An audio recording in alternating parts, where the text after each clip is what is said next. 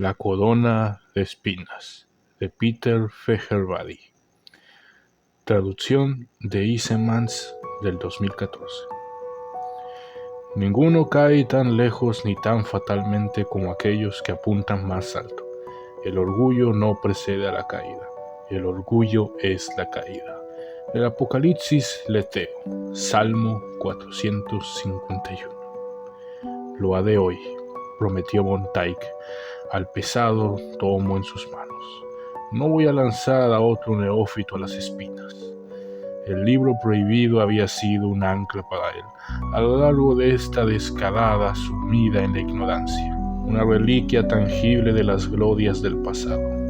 Pasó los dedos por el texto dorado, maravillado por la elegancia de las letras cursivas y quebradizas que otras manos habían forjado, las manos de un marín espacial como él.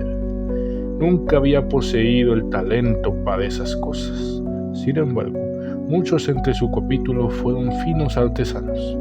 Fue un regalo de su progenitor, el divino Sanguinius, transmitido durante milenios, iluminando el camino de sus descendientes. Un regalo que el neófito Felion hubiera ejemplificado en tiempos más cortos. Esos honores daban belleza a nuestro linaje, reflexionó Montaigne. Mientras que otros capítulos lucharon por la gloria, la fe o la pura alegría de la masacre, su propia nobleza había sido su credo. Y solo entre los vástagos de Sanguinius sus hermanos de batalla habían sido totalmente libres de la locura que rondaba la línea de sangre del ángel. Ningún marín espacial con el azul y el oro jamás había sucumbido a la rabia negra.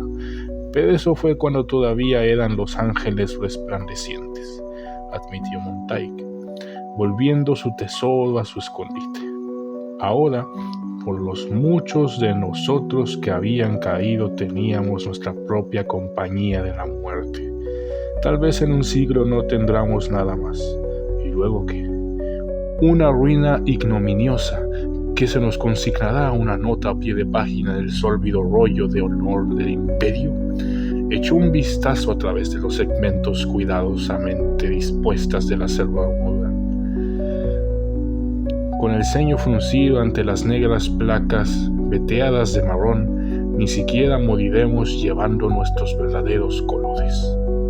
Con reverencia volvió a colocar la losa suelta, sellando debajo de ella el tomo, como su precaria cámara. Fue un trabajo de menor importancia, pero era el único libro que Montaigne había sido capaz de salvar durante la Gran Purga, y eso hacía que no tuviera precio. Tal vez en alguna época futura sería reintegrado al Librarium, después, claro, de que el propio Librarium fuera restaurado, y la fortaleza monasterio de Cambolis desechara la corona de espinas. Pero no viviría para ver nada de eso, Montaigne lo sabía. La belleza ciega el cuerpo, la esperanza une el alma. Salmo 31. Las antorchas parpadearon a lo largo de la trayectoria de Montaigne. Su luz apenas servía para burlarse de las sombras mientras descendía hacia los pasillos del desacato, vagando otra vez de un lecho de tapices en descomposición y de estatuas pulverizadas. El mártir eterno había pronunciado este efluvio de sacrosantas glorias profanadas, una burla de orgullo traicionero. La gran purga había barrido Cambolis, limpiándolo de la belleza. Sin embargo, había salido de la fortaleza mancillado. Al igual que las palabras del mártir habían ensuciado al mismo capítulo. Nos envenenó con su agria fe, pensó Montaigne, pero decidimos beber profundamente de sus mentiras. Así, quizás, el veneno estuvo siempre en nuestros corazones. El mártir eterno había venido a ellos hacía una década. Salió gateando de las agitadas aguas del río Tristece que servía a Cambolis de foso. El hermano sargento Montaigne había dirigido el equipo que interceptó al intruso, con el Volter a punto de disparar contra su palabra.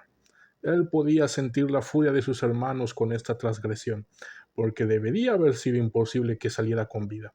Pocos marines espaciales podían dominar el Tristece. Así que, ¿cómo había sobrevivido un mortal a tal hazaña? ¿Pero era él verdaderamente mortal? Montaigne había sido golpeado por la presencia cruda del hombre que se balanceaba en la orilla del río. con la cabeza gacha y el rostro envuelto en una cascada de cabello negro. Él era un gigante entre los hombres comunes, musculoso y solo unas pocas cabezas de menos que un hermano de batalla. Su carne era un mosaico de cortes, forúnculos y ampollas. La herida sangrante en su estómago parecía fatal. Sin embargo, él ardía de vitalidad. Solo el tosco colgante que pendía de su cuello detuvo la mano de Montaig, porque era sin lugar a dudas un águila. En ese momento de duda, el desconocido levantó la vista y lo inmovilizó con sus compasivos y salvajes ojos. ¿Todavía estoy soñando?, se preguntó. Debería haber acabado con él entonces, pensó con tristeza Montaig. En su lugar, había llevado al intruso ante el capellán Malvoisin para su interrogatorio y la caída de su capítulo había comenzado. La penitencia y el dolor son los martillos y los clavos de la devoción. Salmo 27. Ha llegado el momento, llamó Montaig desde la puerta de la celda. Felion apestaba a sudor rancio y vergüenza fresca. Como a todos los neófitos, le estaba prohibido limpiar su cuerpo hasta que él se hubiera ganado el caparazón negro. Y al igual que muchos de los que se esforzaron bajo los edictos del mártir eterno, había sido insuficiente. Pero mientras que la mayoría era víctima de una falta menor de importancia, el pecado de Felion fue catastrófico. De manera absurda, no había ninguna diferencia para los pecadores. Grandes o pequeños, daba igual, todos eran citados ante la corona de espinas, el cónclave de los capellanes que hoy presidía el capítulo. Invariablemente se les ofrecía la misma lección. Toma el castigo de las cadenas, le insistió Montaig. Y condenarme a ser un ancodite hasta que caiga, todavía estaría sirviendo a tu capítulo. Entonces dime, sargento, ¿qué camino tomarías?, lo desafió Felion. Para eso Montaig no tenía respuesta. Debí haberme quedado con Atanasius, pensó con tristeza. Hubiera sido mejor morir con mi capítulo que vivir para verlo marchitar y devorarse a sí mismo. Pero Montaig no lo había visto entonces, porque él también había sido cegado por el fervor del capellán Malvoisin, como el resto. Al igual que Malvoisin había sido cegado a su vez por el mártir. El capellán había conversado con el extranjero durante 19 días antes de proclamarlo un profeta del Dios emperador que traía nuevos y terribles conocimientos sobre el credo imperial. Esas verdades eran oscuras. De hecho, reveló que la humanidad se había corrompido más allá de la redención, que sus mayores representantes y los adeptus astartes eran los más viles de todos los pecadores. ¿Por qué si no habían vacilado y se habían fragmentado en la guerra contra el architraidor Horus? Los que ayer quedaron sin mancha caerán mañana o al día siguiente, había declarado Malvoisin. La traición se esconde en nuestra sangre, envuelto en el orgullo. No podía haber ninguna esperanza de ascensión a la luz del emperador, solo la penitencia y el dolor por los pecados pasados y futuros. La guerra ya se había perdido y la única victoria estaba luchando en el conocimiento de una derrota segura. ¿Fue la vergüenza del acecho y de la rabia negra la que nos atrajo a tal estéril credo?, se preguntó Montaig. ¿Siempre estuvimos tan rotos? Levántate, ordenó al neófito. Tu camino te espera. Mejor servir en la vergüenza que gobernar en pecado. Salmo 19. Habría sido diferente si el caballero resplandeciente hubiera estado con nosotros, reflexionó Montaig mientras guiaba a su prisionero a través de la oscuridad. Él habría echado a la serpiente, pero el señor del capítulo Barcival había estado ausente durante muchos años, haciendo campaña con la primera compañía. No había habido ninguna palabra de ellos desde la purga, y Malvoisin los había declarado perdidos. Montaig nunca lo creyó. El caballero resplandeciente regresaría algún día para recuperar y redimir su capítulo, pero seré indigno de verlo. En ausencia del señor del capítulo, solo el bibliotecario jefe Atanasius y sus hermanos habían desdeñado el testamento del mártir. Inevitablemente fueron denunciados como herejes, y Montaig había saltado el librarium junto a sus hermanos, impulsados por un odio que nunca antes había sentido antes, sin ni siquiera en la batalla contra los senos. ¿Era esa la primera agitación de la rabia negra? Atanasios y sus seguidores les habían esperado con sus brazos ausentes y sin las servoarmaduras, pero protegidos por un desprecio que los llevaba a un punto muerto. Los atacantes esperaban el frígido sabor eléctrico que presagiaba un asalto psíquico, pero cuando Atanasius habló no fue únicamente con palabras. Nos levantaremos con alas ardientes, solo palabras que eran el credo del capítulo, entregadas con una convicción que vació de veneno a Montaik.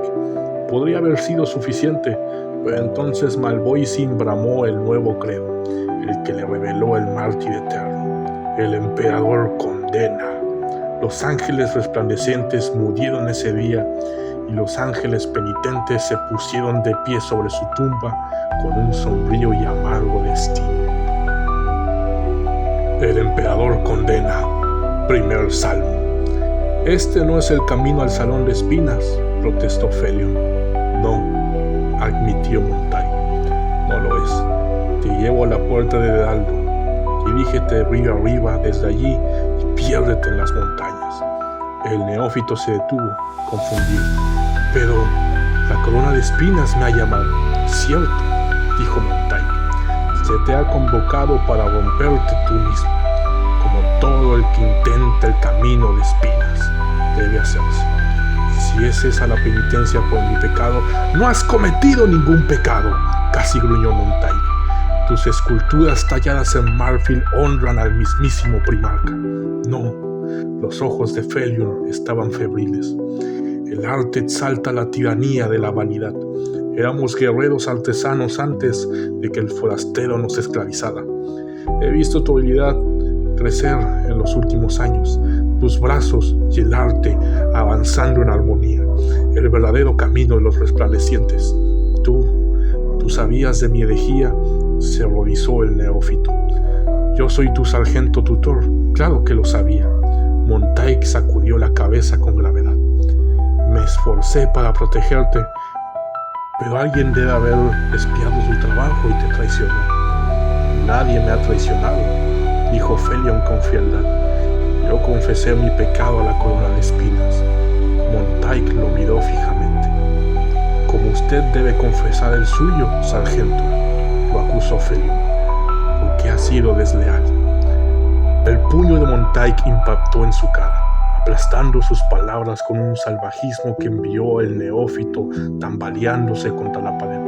Aún así, los reflejos de Felion eran magníficos y convirtió en tambaleo en un gido salvaje, tratando de poner distancia entre ellos, pero Montaik no le dio cuartel. Interviniendo, atrapó a Felion por la garganta y se volvió de nuevo, una vez más dejando que la rabia negra le reclamara, eximiéndolo de la virtud, del honor, del tormento de la esperanza. Hemos caído y no podremos subir con nuestras alas. Estamos encadenados y nuestra sangre corre fría. Cuando terminó Montaik, alejó de sí el cadáver roto, respirando con dificultad mientras luchaba con la rabia. No había sentido negra del todo, sí un poco radiante.